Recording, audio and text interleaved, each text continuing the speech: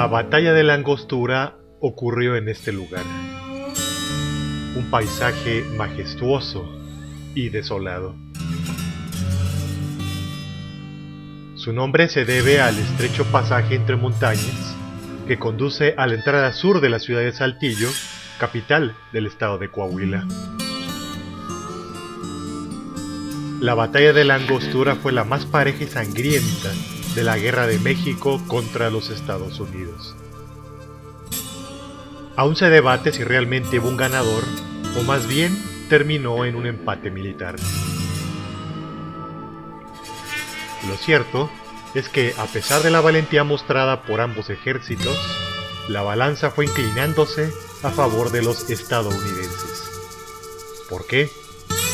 Superioridad en recursos materiales, su artillería, decisiones desacertadas de oficiales mexicanos y el inestimable apoyo que, sin pedirlo, recibieron de militares, políticos y la élite mexicana que creyeron menos importante el destino del país de cara a sus compromisos particulares.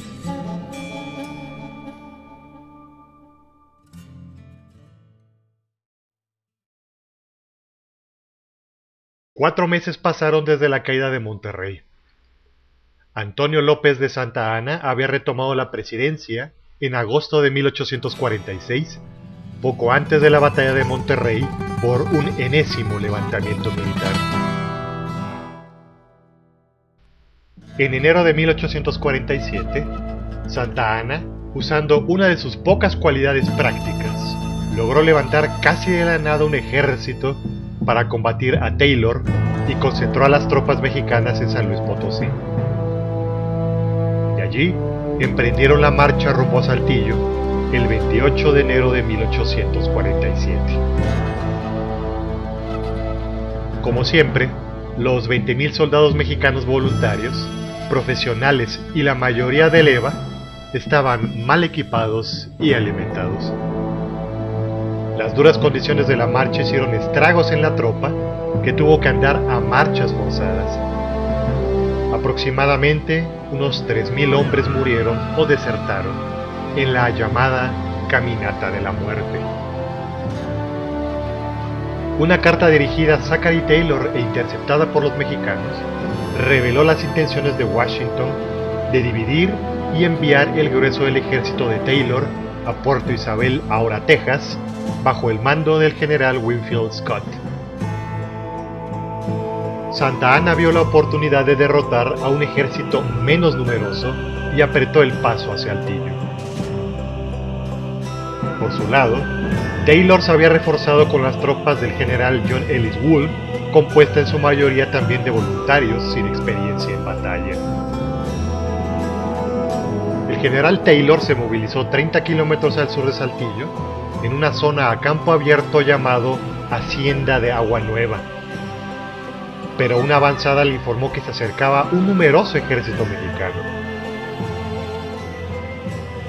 Taylor decidió no enfrentar a los mexicanos en campo abierto y se retiró unos 19 kilómetros al norte, en el punto llamado Puerto La Angostura, para aprovechar como defensa natural la orografía irregular que ofrecía su cercanía a la Sierra Madre. Zachary Taylor estableció su cuartel general en la Hacienda de Buenavista.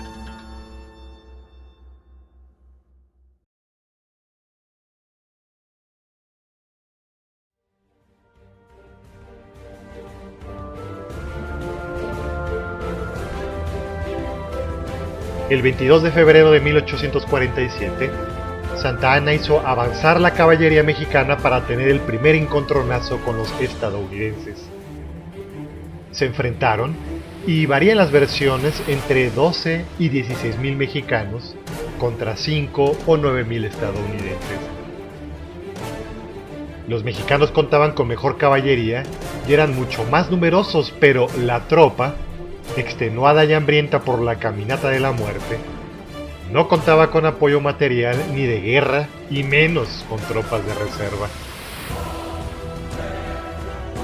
Los estadounidenses, por el contrario, tenían menos tropa, pero sí contaban con una mayor y mejor artillería, material, pertrechos de guerra y tropas de reserva.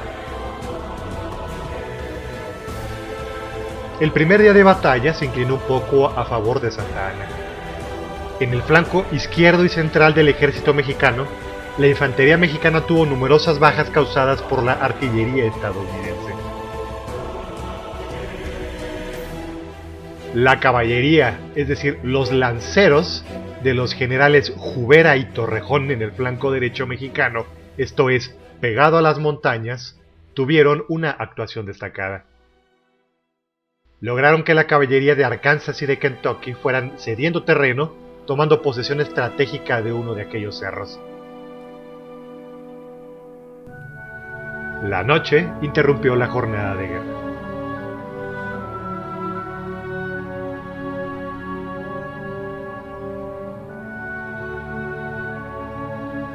En la mañana del 23 de febrero, la estrategia de Santa Anna pareció rendir frutos.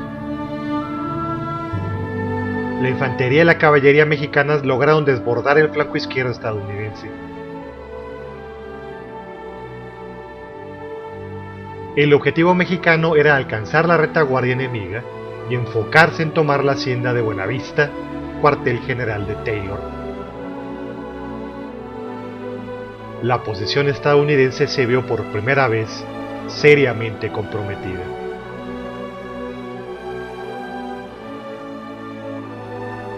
La actuación de las tropas y la caballería de reserva estadounidense y de los rifleros del Mississippi del coronel Jefferson Davis impidieron a los mexicanos su objetivo. Las tropas mexicanas se dispersaron unos hacia Saltillo y otros de vuelta al campo de batalla. Una fuerte lluvia provocó una breve tregua en la angostura. Viendo Santa Anna que comenzaba a anochecer, decidió lanzar una embestida por el centro con todas las fuerzas que pudo reunir.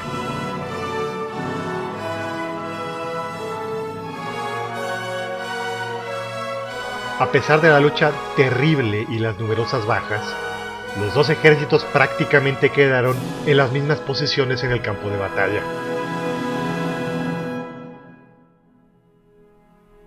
La noche nuevamente cayó sobre la Sierra de la Angostura.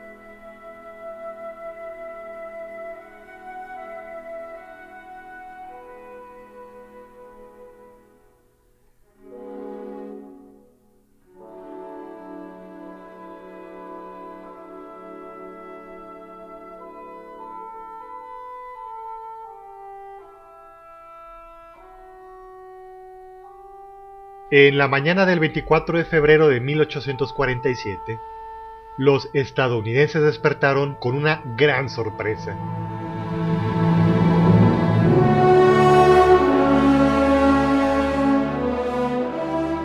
El ejército mexicano había desaparecido.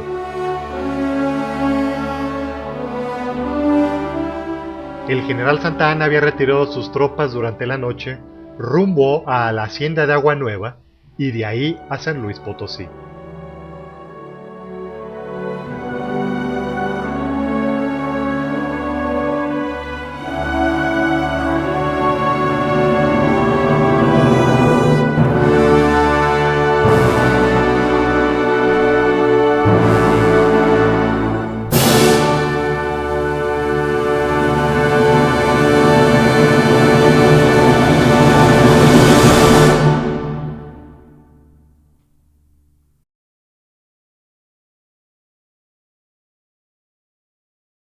¿Cuáles fueron las razones por las que el general Santa Anna se retiró?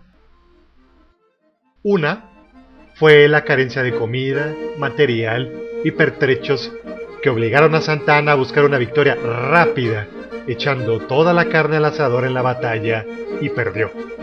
Los estadounidenses aguantaron. La otra razón fue de índole política. Las medidas aplicadas por el vicepresidente Valentín Gómez Farías contra la Iglesia para que ésta contribuyera a los gastos de guerra originó un levantamiento armado de las élites de la Ciudad de México llamada Rebelión de los Polcos, pues a la élite de la capital le gustaba bailar el ritmo de moda. la polca.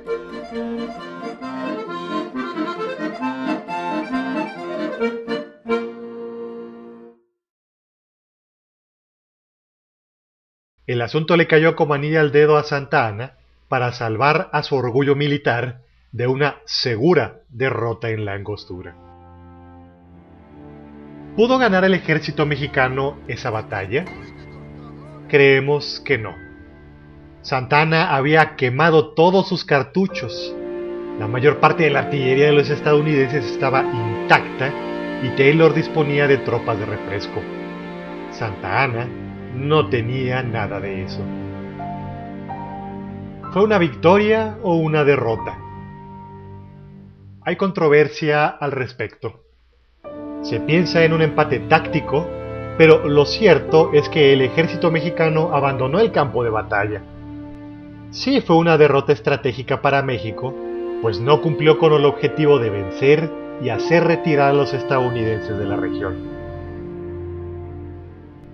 Fue una derrota personal para Taylor, pues su objetivo era continuar con su ejército de ocupación al interior de México y no lo logró. Al mismo tiempo fue para él una victoria política y militar, pues aguantó inteligentemente a un ejército mucho más numeroso y su fama en la Angostura lo catapultó a la presidencia de los Estados Unidos en 1849. Para el gobierno estadounidense fue un desperdicio de hombres y de equipo. Su estrategia siempre fue quedarse en Monterrey y de ahí administrar el territorio ocupado. Taylor había desobedecido órdenes al tomar la iniciativa de dirigirse a Saltillo y al interior del país.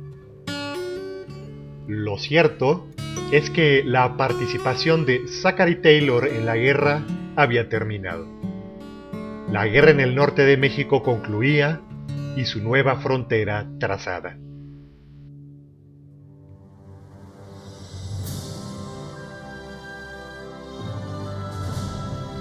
Un humilde monumento, levantado en 1947 en el sitio de la batalla, representa un indigno recuerdo de aquellos mexicanos de leva y de profesión que pelearon valientemente en las faldas de la Sierra Madre. Así como en Monterrey, la derrota en la Angostura no debe de ser motivo ni de olvido ni de vergüenza. Todo lo contrario. Hay derrotas que enaltecen al caído cuando se actúa con dignidad y valentía. Y la valentía con la que actuaran las tropas mexicanas, mal preparadas, vestidas, comidas y armadas en la Angostura, representan un episodio heroico de nuestra historia que nunca debemos olvidar.